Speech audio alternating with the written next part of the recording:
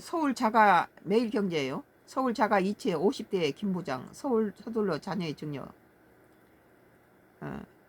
확 앞당겨진 부동산 증여 시점.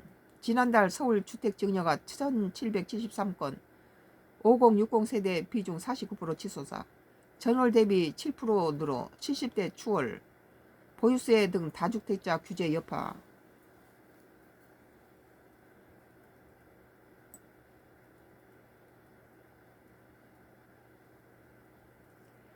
서울 서초구 반포동 신축 아파트에 거주하는 50대 A씨는 최근 20대 자녀에게 대치동 후 재건축 추진 아파트 한 채를 증여했다. 당초엔 앞으로 10년쯤 지난 후 자녀가 출가할 때쯤 증여할 생각이었지만 정부가 다주택자에 대한 압박을 이어나가자 증여 시점을 앞당겼다. 또 증여 아파트 사업 속도가 빠를 경우 투기 과열지구 내 재당첨 제한기간 5년이 걸릴 위험을 피하기 위한 것이기도 했다. 16일 직방이 법원 등기 정보 광장의 집합 건물, 토지, 건물 등 부동산 소유 이전 등기 통계를 분석한 결과 서울의 증여인 수는 올해 1월 1623명에서 2월에는 1773명으로 9.1% 증가했다. 다주택자들이 팔지 않고 그냥 증여를 해버린다는 거죠. 전반적으로 부동산 증여인 수가 늘어나는 상황에 특히 5060 세대의 증여 비중이 높아질 점이 눈에 띈다.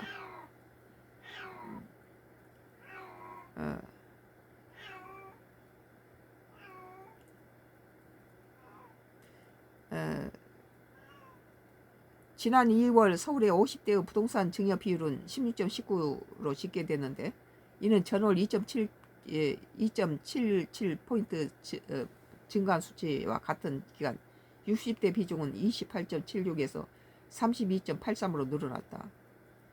이에 따라 2월 부동산 증여로 중 5060 세대 비중은 49.2%, 70세 이상은 43.3%로 앞질렀다.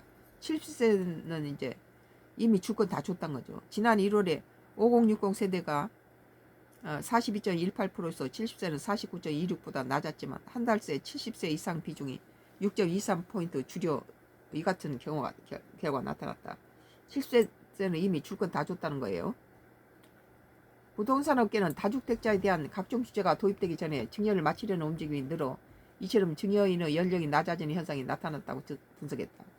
우선 정부는 오늘 5월 9일부터 다주택자의 양도소득세 중과 유예를 폐지하기로 했다. 양도세 중과가 시작되면 기본 양도세율이 2주택자는 20%, 3주택자는 30%가 추가된다. 과세 표준이 3억 초과 5억 이하면 기본 양도세율이 40%인데 2주택자의 경우 지방소득세까지 고려하면 총 세율이 66%에 달하게 된다. 재산세와 종합부동산세 등 보유세 부담도 커질 전망이다. 정부가 올해 공시가격 현수화율을 전년 수준이 69% 동결했지만 작년 서울 아파트값 상승률이 8.98% 높았던 만큼 공시가격의 상승폭이 클 수밖에 없다.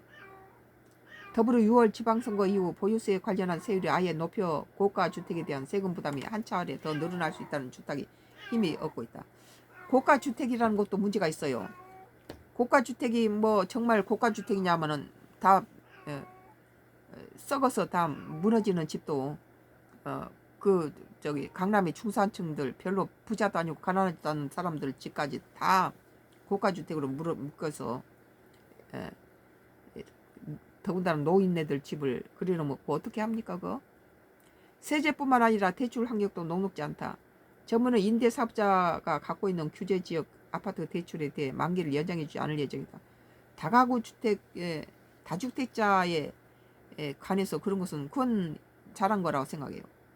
수도권 내 1만 가구가량의 강화된 대출 규제 적용받을 전망이다. 다주택뿐만 아니라 비거주 1주택에 대해서도 전세대출과 신용대출 취급 축소 등 규제책이 거론되고 있다. 뭐 이 기촌에다가 다시 서울집으로 가야 되겠네요.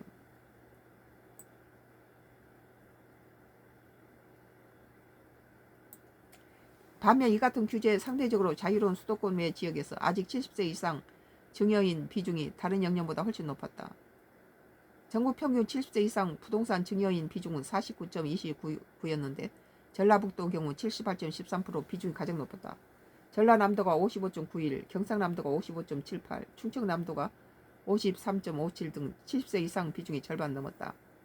남여구 우리은행 부동산연구원은 정부가 대출과 세제 등 전반이적 고가주택 보유자에 대한 압박을 이어가자 이른 시기에 증여를 선택하는 이들이 늘고 있다며 향후 세금 부담으로 인해 시장엔 매물이 증가하고 증여 움직임도 더 활발해질 수 있다고 말했다.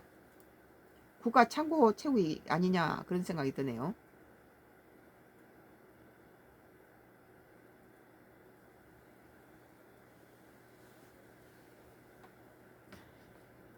썬가크루스 나의 정치 코멘트였습니다.